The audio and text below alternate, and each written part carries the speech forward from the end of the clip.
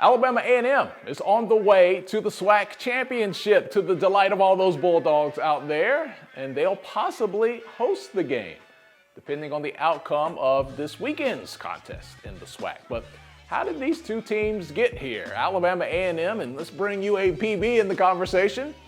There were some key moments for both teams. Let's start with UAPB, those Golden Lions, and a little known fact here.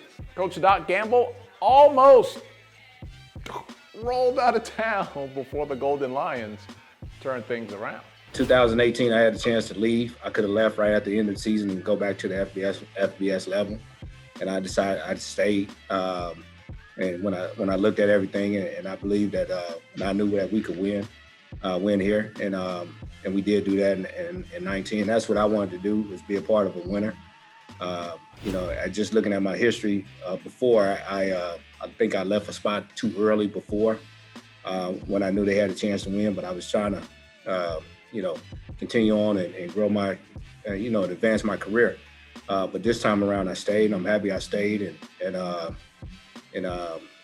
not just, we're all benefiting. I'm benefiting from it and enjoying my time here, and we got a good group of guys and good administration. You enjoy working with the people that's here every day, and our kids are outstanding.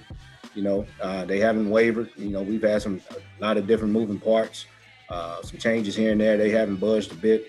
So he did stick around for that 2019 season that saw a huge attitude shift for UAPB. Going into 2019, what's funny is that's when we really started talking about winning and changing the expectations, about it, and and not just going in.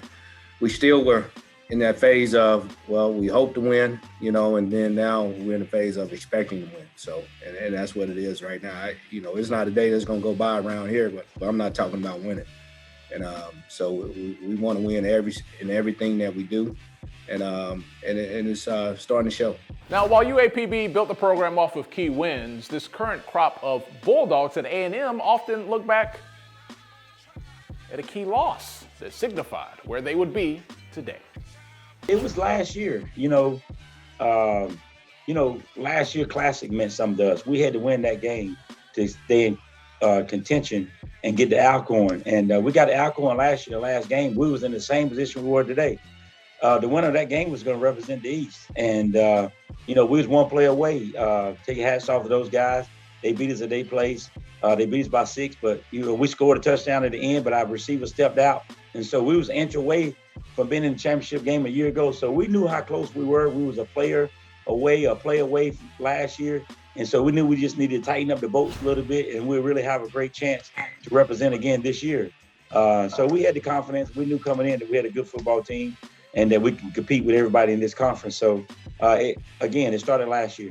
So the ball is in A&M's court this weekend. Beat Valley and beat them really good, and they'll play their very first home game of the spring.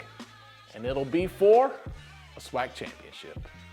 Who's going to win? Who's going to win? I know you're going to let us know. Let's keep talking about it, all right? Thanks for hanging out with HBCU Game Day.